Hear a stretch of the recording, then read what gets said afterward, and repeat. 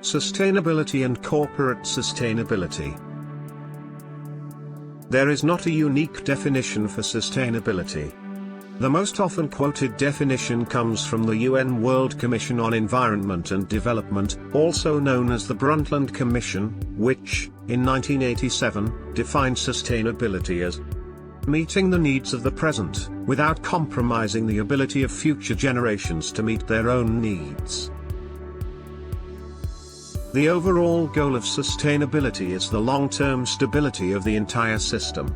This is only achievable through the integration of environmental, economic, and social concerns into decision-making processes.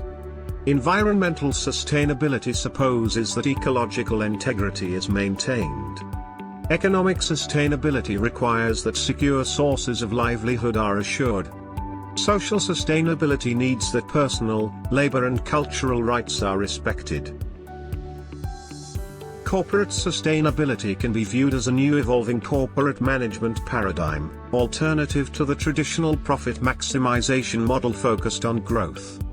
It recognizes that corporate growth and profitability are important, but it also requires to pursue societal goals, such as sustainable development, environmental protection and social equity, embracing the concept of shared value, the principle that companies should create economic value by creating societal value.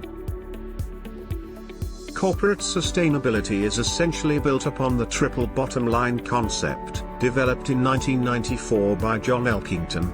The triple bottom line theory affirms that, instead of having only one bottom line, there should be three. Economic growth, environmental stewardship, social progress. These three principles are the pillars of sustainability. The combination of the principles in pairs give us the socio-economic area, the eco-efficiency area, and the socio-environmental area. The idea at the core is that a company can be managed in a way that it is not only based on making money and profit, but also on improving people's lives and protecting the environment. Sustainability has relevant business benefits when wisely integrated into business operations, as for example, reduced cost and waste, improved brand image and competitive advantage, increased productivity, enhanced employees and investors' attractiveness, increased business ability to comply with regulations, that consequently leads to profits growth. It is important to build a clear plan to integrate sustainable goals into the company's management.